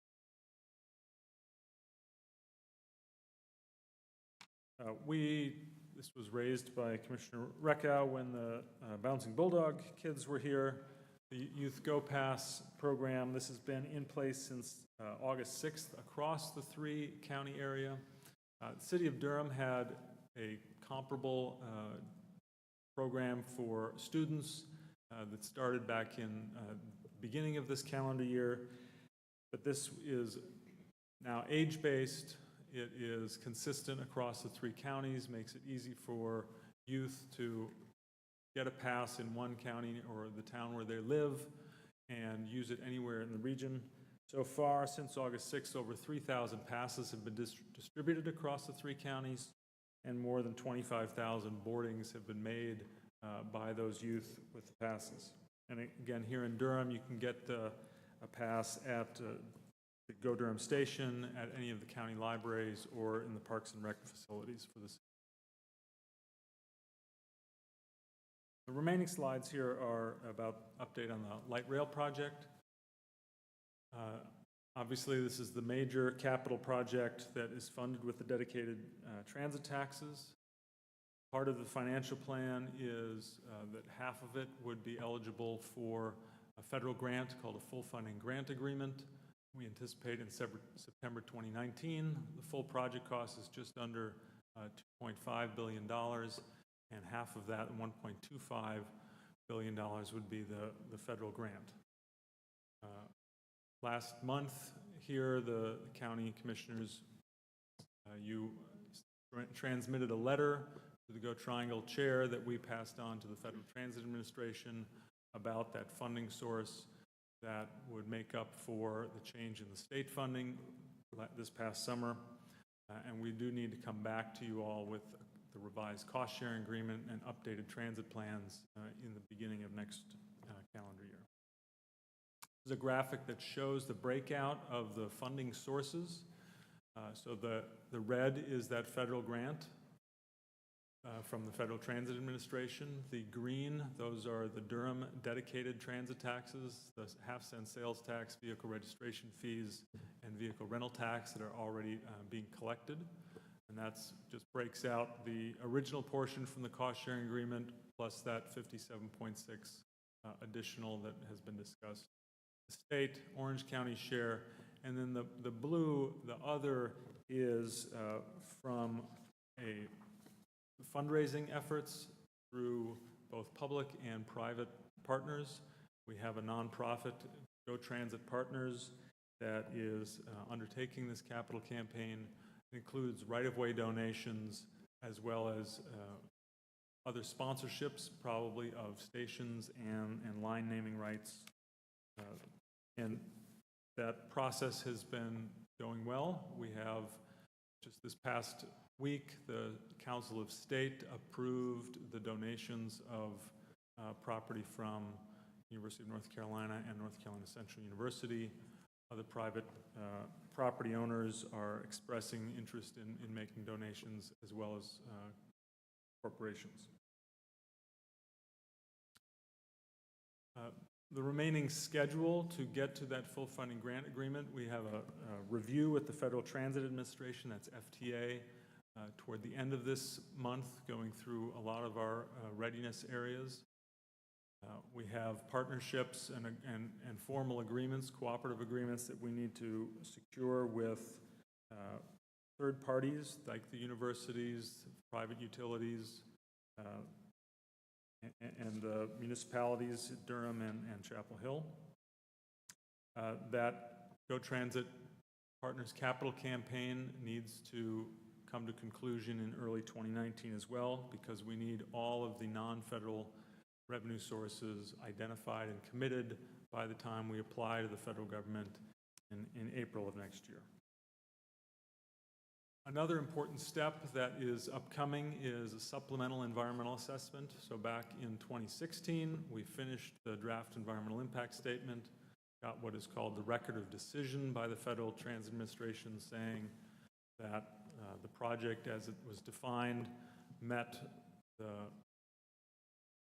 all of the requirements under the Environmental Protection Act. And now we've made some changes as we've gone through this process. Been refinements, enhancements through discussions with third parties as we learn more in the engineering, as we're looking for cost management techniques. This is a number of the locations where those changes are made, and I'm going to go through a number of them here quite quickly. On Irwin Road, in order to avoid relocation of a hospital utility and make sure there's good, safe access to the medical centers, minimizing property impacts, the current proposal is to elevate a portion of the tracks above Irwin Road and to have elevated stations at LaSalle Street and at the the Irwin and Fulton Road intersection. Downtown here in Durham on Pettigrew Street, in order to avoid large vehicles like trucks or buses getting caught up as it transitions from the high point of the freight and the Amtrak tracks to where we will be installing our tracks, we have to raise Pettigrew Street at Mangum Street by about 7 feet, and then taper it back into Mangum Street and raise sidewalks, make changes to the right-of-way near the properties at that intersection. And we've been having discussions with the property owners and others in downtown about these changes. We can understand them and give us feedback about how to find the designs. At Blackwell Street, in addition to the impacts of that type of crossing, there is a historical building, the old Bull Building, at the southwest corner of Pettigrew and Blackwell Streets, and that is a National Historic Landmark. In order to avoid impacts to that building, the proposal that is in the supplemental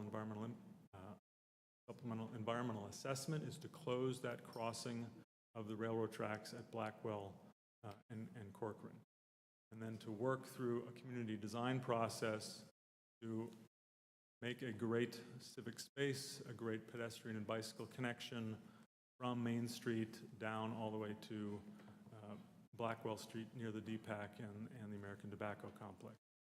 So that is a community design process that will really get underway at the end of this month, the beginning of November, and take place through March of next year. Continuing east on Dillard Street, in order to address safe crossing and railroad operations, the proposal is to convert Dillard Street to one-way south across the railroad tracks. So that means between Ramsar Street and Pettigrew Street, you would only be able to cross the tracks southbound. If you're traveling northbound, the access would be at Roxborough or at Fayetteville Street. In order to make the circulation continue to work and to be consistent with the Durham Downtown Master Plan, we're also proposing to make Ramsar Street two-way between Dillard Street and Chapel Hill Street. So that allows more of that east-west flow to get to the intersections to cross the railroad track. Also be improving the pedestrian and the bicycle crossing at those other intersections. And continuing east, Alston Avenue and North Carolina Central University stations, there are other refinements in order to provide better access to what's called the Fayette Place affordable housing opportunity owned by the Durham Housing Authority south of the freeway and close to that location of the Alston Avenue station, and also to manage costs. We replaced a parking deck with at-grade spaces at that Alston Avenue station. And then as you travel south down Alston Avenue to North Carolina Central University and the station there, intersection with Lawson Street, moved the alignment to the center of the street so that there's better access from both sides of the street, and also allows for a multi-use path on the west side of Alston Avenue.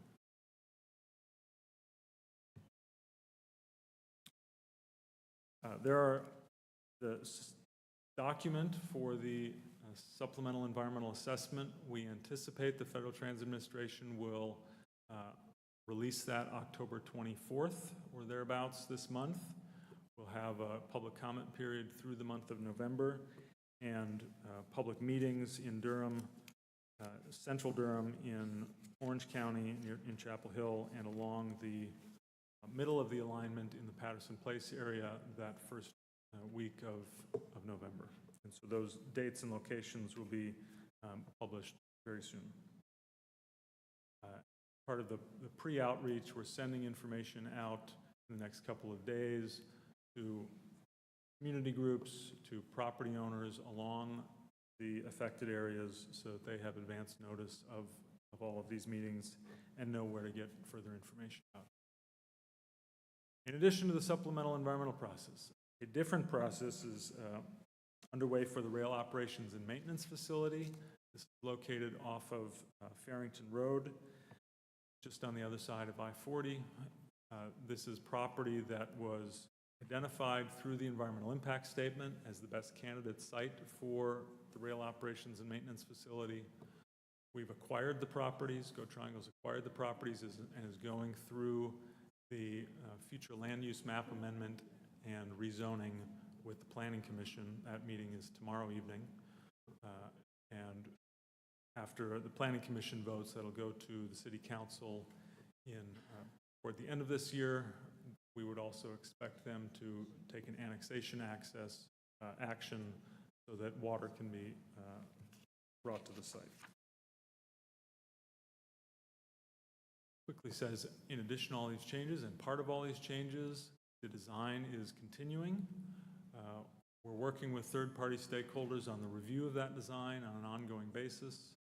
By the summer of next year, which is called 90% design, which means almost all of the decisions, the layout, the details of the design is complete, so that the next step is getting them construction-ready documents, and that's anticipated by November of next year. Quickly, three other important topics on this. The disadvantaged business enterprise participation. You had a lot of discussion with Richard about that on the bus stop projects. It's also important on these large design contracts. You see the targets there, the 14% for two of the contracts, 15% for the smaller construction management contract. The DB participation rate right now is at 11%. We've asked those contractors, the consultants, to give us strategies that they can put in place to get us to those targets by the end of the contract period. The general engineering contract has just been amended to add some scope and costs to it, and that will also affect the amount of money that would be expected to be work that would go to disadvantaged business enterprise subcontractors. Workforce development. So one of the opportunities that this project will bring is a large construction project with lots of opportunities for jobs during that construction period. Construction management contractor has notified us that it's going to be important to get competitive bids, to have a local workforce that is able to, they can draw from for all sorts of the construction activity. And so we are beginning conversations with local organizations and the government entities about how we can develop a workforce development or enhance the existing workforce development programs to make sure that people are being trained for the types of trades that are going to be needed during the construction period. And finally, one of the other important points about this project is that it lines up very closely with the existing affordable housing stock that is guaranteed because it's owned by the Durham Housing Authority. 2 out of every 3 Durham Housing Authority homes are already in planned light rail stations within about a half mile of the stations in Durham. 11,000 housing units total, and as we've had conversations with Durham Housing Authority, their vision for how to transform those properties and make them mixed income communities with even more affordable housing units, that it's important that the light rail project can make the market rate units work in those areas. And so we're building a stronger relationship with the Durham Housing Authority so they can understand our project, we can understand their needs, and make decisions that benefit us. Thank you. Well, thank you, John and Richard, for that great presentation. You covered a lot of material here. And I just want to open it up to questions from commissioners at this point. Commissioner Recco? Well, I'm going to mix a few comments with questions. First of all, I want to highlight the fact that transit revenue has exceeded expectations both in last year, fiscal year 17, fiscal year 16 and last year, fiscal year 17. So 2 years in a row, very, very positive. Regarding the proposed van pool service for Rougemont and Bahama, John, if you haven't done it already, I hope that you're reaching out to community groups in that area with perhaps a presentation, the Ruritan clubs, and getting direct public feedback. It would be really helpful to find out how people receive that. So our staff can work with you. They have contact people in those organizations, and they have monthly meetings. So I just hope you'll reach out to them regarding that. This was an excellent update. I thought you covered a number of bases. The only thing I would suggest as an add going forward would be update on the commuter rail. And then I did want to emphasize the public input that people can make probably during the month of November on the environmental assessment that's being done, as John indicated, for station areas that have been changed, or in case of Rowan Road, the alignment getting changed. Those were sufficient enough. They don't require new EIS, but they do require an environmental assessment. So we need to be willing to make sure that, or we need to try to make sure that the public is aware and can comment. So again, thank you for an excellent presentation. Commissioner Carter? Yes, thanks so much for this great presentation. And actually, I wanted to know if we can have the updated PowerPoint version. It seems like the one that you showed is different from the one that we have. Mine was anyway, unless I'm doing something wrong. That's probably because we were late in getting it to the staff here. Yeah, it wasn't vastly different, but I did like the new one tonight better. So you just have that, it'd be fantastic. And I wanted to ask you a little bit more about the Durham Short Range Transit Plan that you mentioned. Sounds like the final draft is about to be ready at the end of this year. Is that right? Well, the final draft is what we're taking comments on now, and then we can make revisions before taking it for action by the Go Triangle Board. Go Triangle Board approves it, the city approves it. Do we weigh in at all? So the, informally, but Right. not taking board action. Okay. So the City of Durham, City Council acts on the Go Durham Short Range Transit Plan, and Go Triangle makes decisions about the Go Durham or the Go Triangle services. We approved some plan. We approved the long-range plan for Durham Orange counties. So it's the county transit plan that governed sort of the broad spending prerogatives Right. for the dedicated transit taxes. Right, okay. And you mentioned something about a survey for making comments on the final draft for the short-range plan. It seems like that really is something citizens would like to participate in. And That's right, and they can go to goforwardnc.org, your new website. click on the Durham County tab, and then get involved, and that's where they find the link to the survey. And could you just speak a little bit more to the workforce development efforts that need to happen and perhaps are already heavily underway in order to ensure that Durham has the workforce needed to construct this light rail? Sure. I will say this is not my area of expertise, so I'm going to have to talk about it sort of generally, but that there are certain skills that will be needed that are consistent with programs that people are being trained for already, because they're not that different than roadway construction type work. But then there are also more specific trades that are involved with building a light rail project, whether they're installing the electrified catenary or laying rail, things like that, that there are opportunities to incorporate those into some of the job training programs or the sort of classwork that is available at the technical colleges, Durham Tech particularly here and in the Orange County.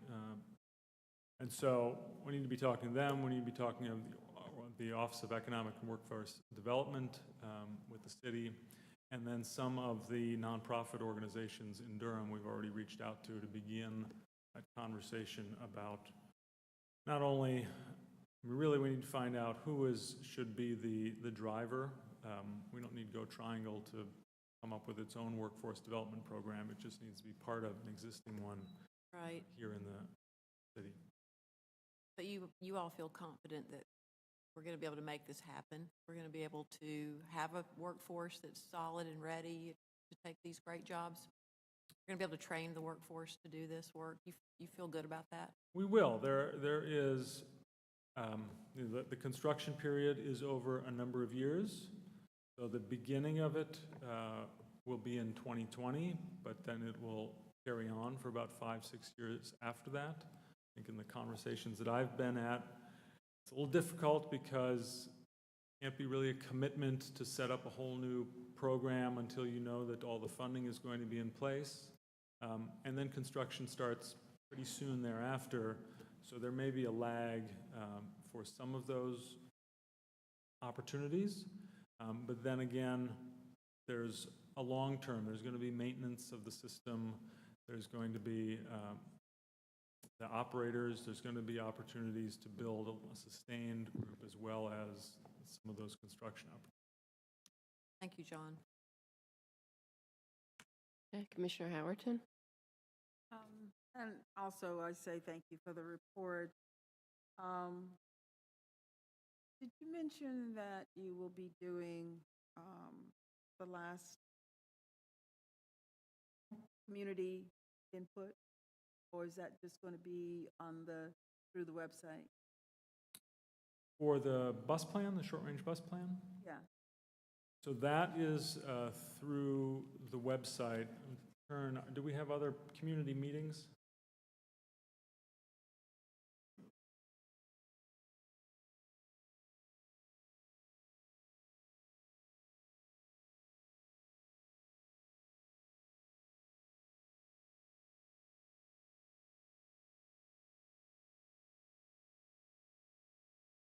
So you're saying that you will have more input sessions or not?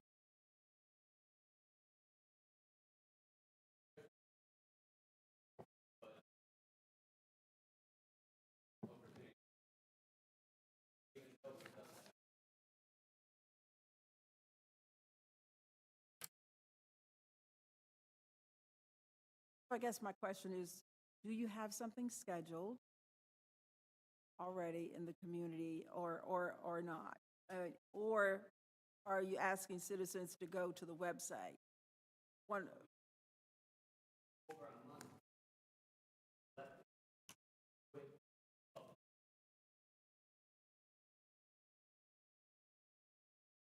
On your website?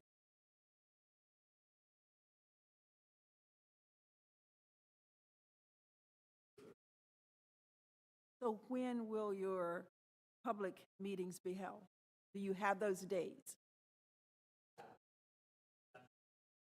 Okay.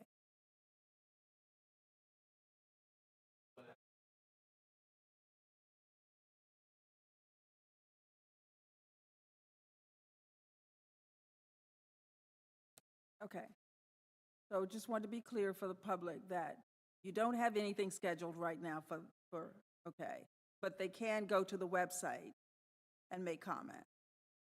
Okay. Thank you. And also to be clear, because we're, talking about a number of different things, for the environmental assessment, there are 3 public meetings that are coming up, and so those are specific to those changes on the light rail project design. And I believe those are November 3rd, 5th, and 8th. But details of that are going to be sent out both directly to community groups, the property owners, and we'll have that posted on the website as well. So just wrapping things up, I just have a few questions. John, about the van pool for Northern Durham, is there going to be a park and ride lot associated with that, or how will that work? So because van pool groups are 5 to 12 individuals, normally the park and riding is more informal, and so the van pool driver or some of the riders often communicate with the local business about whether they're comfortable allowing them to leave their cars there. Go Triangle has not managed the park and rides for the van pool program because the individual groups have had a lot more success, and because they pop up and they, some of them run for 25 years, but some of them run for 5, 6 years, and then people's jobs change and then they close down. So that's a more informal process. The other thing to mention there is that the van pool program is now transitioning to being run by Enterprise rental company that you're familiar with, and so they'll be working directly with the interested van pool groups to identify park and ride opportunities. Okay. So just to piggyback on what Commissioner Rackhouse said, I think the Rougemont Ruritan Club, the Hama Ruritan Club would be key. There are a number of churches out there, some of the schools in Northern Durham. There's the Little River Community Center. Those are some of the big, there's also the Mount Sylvan Ruritan Club. Those are some of the groups that folks should reach out to for that. So I just want to say that we know the Go Triangle staff is busy and will be busy with that pretty complicated and exhausting list of things that need to be accomplished. So you all have a lot on your plate right now, and we appreciate all the work that you're doing. I'm really glad, John, that you emphasized the workforce development piece and also the affordable housing piece, because I think it's really important that residents understand that the Durham Orange Light Rail project is about a lot more than just transit, that this is a transformational project that will have a huge impact on the community and really aligns with so many of the goals that we have for our community, and specifically around workforce development and also affordable housing, and how critical the light rail is for the goal for our strategies that we have around affordable housing. Not only is a majority of the Durham Housing Authority projects within a half mile of the light rail stations, but also Durham city and county properties that we are developing for affordable housing are also in many ways contingent on the light rail project, because we know that I think it's 50% of Durham residents are now considered cost burdened by housing, and then if we add on top of that those who are cost burdened by transportation costs, we have a serious problem. And the beauty of light rail is that the fee will be the same as for a bus fare, but now people will be able to live somewhere that they can walk to, get on a train, not have to be necessarily switching all these buses, and be able to access 3 of the top 10 employers in the state of North Carolina. So people will have access to so many more jobs than they do now. So I think we cannot underestimate that. The other, what you brought up about the workforce development piece, is that this project, in terms of the construction phase alone, is projected to generate 20,000 jobs. That's just during construction. And then, as you mentioned, we have the maintenance piece, the operators, and then we have all of the projected economic development around the light rail stations that projected, I think, 150,000 jobs. Is that correct? That we're projecting. But so this is a really important project. John, one other, Ellen mentioned something else to include is the commuter rail. The other thing, you kind of allude to it a little bit when you talked about Austin Avenue, but when you all go out and talk to the community, I think it's important to emphasize all of the improvements that are going to be associated with the light rail, like you mentioned, multi-use paths, pedestrian paths, sidewalks, lighting, parking. And I think that there's something unique with each station, and I think that would be important maybe for our next presentation to understand some of those other enhancements. And with Reserve a couple hours next time? well, at least a list. I mean, if you at least have a list so that people know that there's, again, all these other things. There's lots of good stuff, right? We'll do. Thank you. Okay, our last item. Hang on just a second. John, the name of the bus stop that I was referring to is at the corner of the Phoenix Square Oh, and Fayetteville Street. So if you could let And me it's know on the if at- Phoenix Square side of the, Yes, Yeah. yeah. If you could let me know if that's included in the plan or there's something to be done with that, because that it is a problem. okay, we'll do. I'll find out what we decided. Okay, our last item is 1063, the resolution for the creation of a capital reserve fund for the purposes of accounting for and expending system development fees within the enterprise fund. That's a mouthful. It is. So if you could please give us the explanation of all this. Thank you. Yes, I will. Yes. It'll be helpful to start with a history of how we sort of got to this situation. So back in 2017, North Carolina General Assembly passed 162A, Article 8, authorizing the collection and expenditure of system development fees. Last spring, Durham County hired W.R. Martin to complete a study to determine what those fees would be. We had a public hearing back on May 29th, 2018, establish the fees and see if there's any comments, and then the fees were passed as part of the budget in fiscal year 2018 as part of the whole budget process. So when that happened, after discussions with W.R. Martin, we were under the impression we could immediately begin collecting system development fees. That was our impression. However, after some discussions with the UNC school government, we determined that we cannot collect them until we have the special fund to put them into.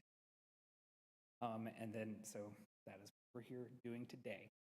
So this is to create a capital reserve fund, which in and of itself is a little confusing because it's not a fund like you think enterprise utility fund's a fund and collection system rehab is a fund. It's not that. Even though it's called, what it's called in the general statute is a capital reserve fund, even though it's not a fund. So yeah, so that's very confusing on getting to this situation.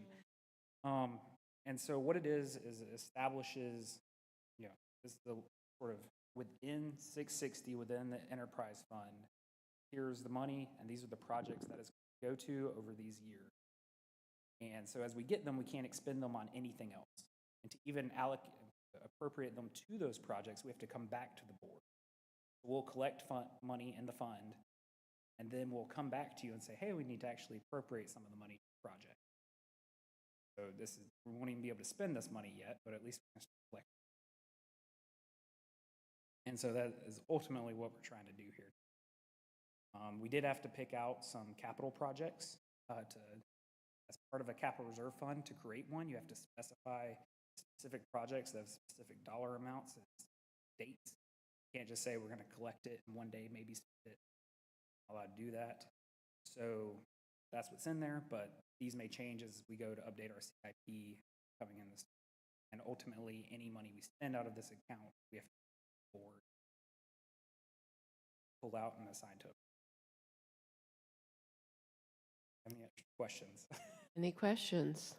Commissioner Raquel? I don't have any questions because I thought you did a phenomenal job with the background and the write-up, explaining why we need to create this fund balance. I thought it was extremely clear. Thank you. Any other questions? Yeah, Commissioner Carter? thank you. So, system development fees, I didn't really know what that was. Is one of the reasons I didn't really know what that was is because we've not had them until just recently. I see them in our budget book, but those are just the fees we set. We have, until now, we haven't been collecting those, spending them. So historically, we collected what we called capital recovery fees. However, after the town of Carthage versus Quality Built Homes court case that led to all this changing, they used the term system development fees. So we are changing everything to match. While, you may be able to keep capital recovery fee and it not affect anything, we just thought it would be better to call it. We have traditionally collected capital recovery. And it is collected when you wanted to build a new subdivision. Right. It allows us to reserve the capacity for use. We need 1 million gallons of wastewater. And we say, all right, 1 million gallons of the whole wastewater plant is, and the whole collection system to it. We're going to charge you this much for it because we already spent the money to build it. We're covering our costs. Then we'll use that money for rehabilitation projects in the future on that. Okay. Is there a way to be better informed with a greater understanding of the overall capital need revenue for the utility or enterprise? Yeah.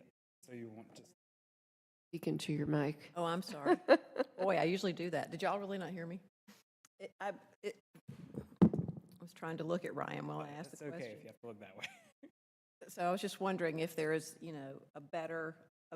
a good way for us to be better informed, for me to be better informed with sort of a greater understanding of the overall capital needs and funding streams within the sewer fund, the enterprise fund. So in addition to the budget, we'd be happy to sit down with you and go over it. Yeah, I was going to come for a visit. You should definitely come to the wastewater. Okay. Those toe shoes and pants. Okay. All right. Thanks a lot for your patience. No problem. So I have one question, which is, you said in the explanation that that these were allowable, recouping these funds or allocating the funds as long as they do not increase treatment capacity? That is correct. So can you explain that?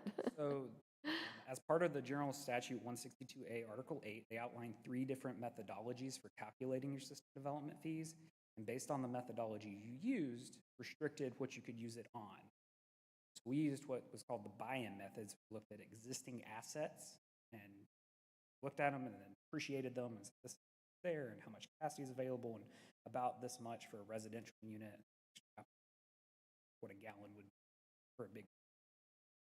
As part of using the buy-in method, you can only use the funds to rehab all of that asset base that you just calculated. There's a different method you could have used that used your capital improvement plan over 10 years and calculate a fee, and then you could use it in future projects that increase capacity, but you couldn't use it on rehabilitation. But based on the size of our system, we had more favorable terms to collect it for this. We had a higher number. We did that. Okay. So this was, and we have plenty of rehabilitation projects to spend it on, so it's not like funds are going to go unused. But for example, today we passed the stirrup iron project to increase capacity with new pumps. We could not have used the funds on that. But for the Train 2 rehabilitation, where we're switching over to a different aeration method, we could have used the funds on that. But we didn't because Capital Reserve Fund doesn't exist yet. You have to have money in it to appropriate it. So There's no way for us to do that. Okay. Yeah, zero balance. And I noticed that some of these projects really entail the possibility of actually borrowing money Yes. through a bond.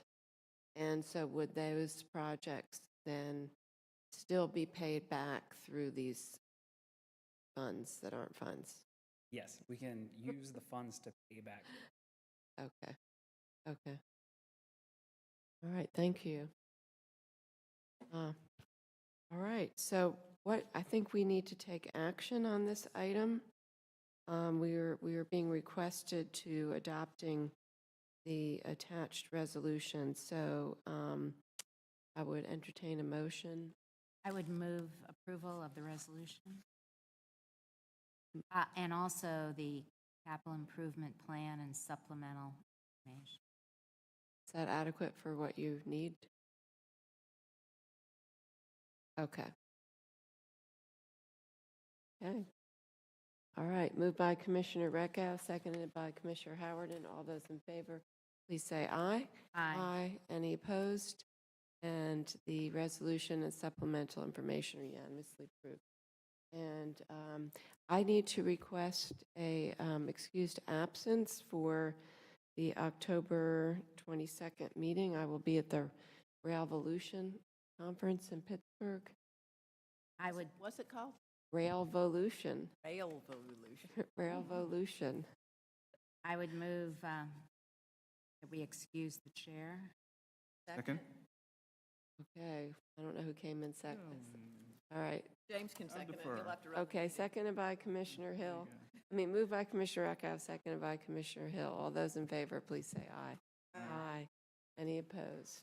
Madam Chair, in addition to the change that Heidi's recommended to our agendas where we discuss items that are pulled after consent, although I would say that I think the chair should use discretion on that. If a lot of things were pulled, may want to put in. But I would also suggest that in general, any public hearing be put after consent. That's normally what we've done. You know, when you've advertised for something, I feel like that should go before regular business items that weren't advertised at the hearing as a courtesy to the public. I hope in the future we'll do that.